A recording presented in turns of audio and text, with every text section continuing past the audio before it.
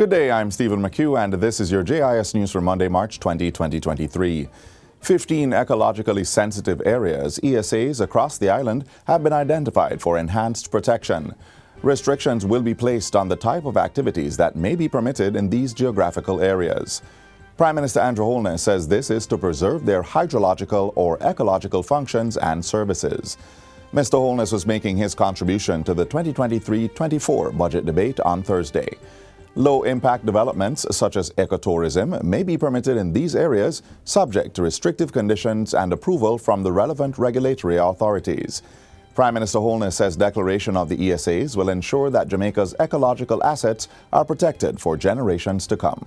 At the core of these and other initiatives is the call for 30% of our land and marine areas to be protected.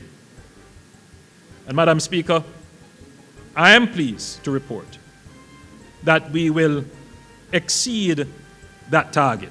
To date, Jamaica has protected under law more than 25% of its landmass and 15% of its exclusive economic zone.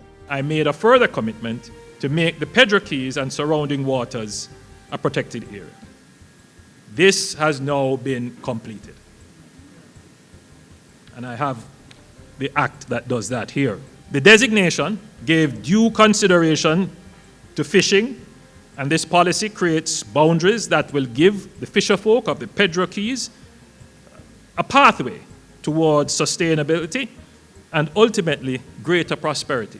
Prime Minister Holness adds that the overarching protected areas policy and regulations will be finalized in the upcoming fiscal year. Come April 1, the flat rate for the minimum weekly pension will increase from $1,700 to $3,000.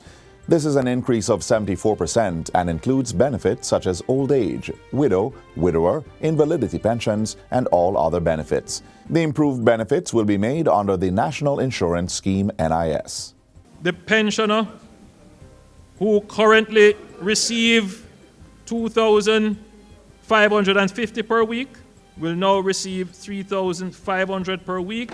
Mr. Holness says the increase is based on the performance of the National Insurance Fund. A recommendation of the actuary's report, which was completed in January this year, shows that the viability of the scheme has been extended for 15 years. The Prime Minister says other increases in Social Security benefits will be announced soon by Portfolio Minister Carl Samuda. In other news, 2 more water shops will be built in East Portland to ease water demands in the parish.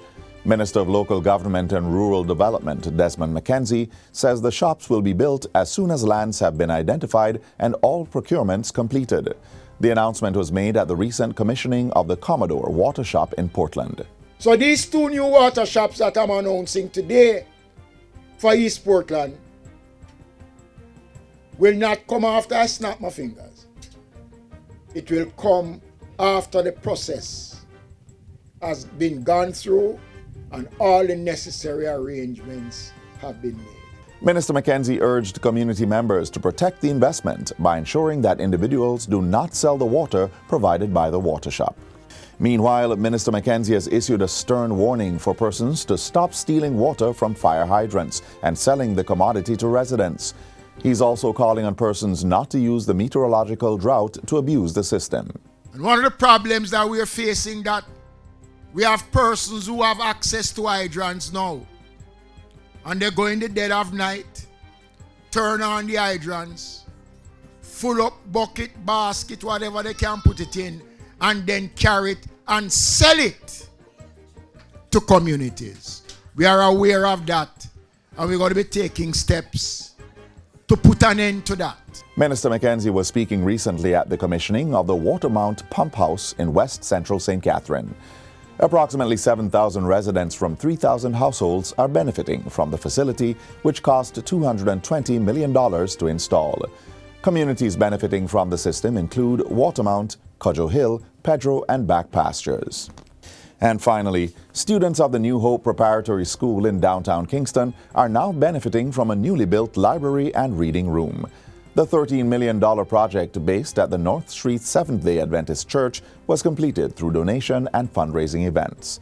At last week's opening, Education Minister Favour Williams praised the administrators and church community for their contributions in funding the project. I know that these new facilities at New Hope will redound to even more or better improvement in teaching and learning outcomes.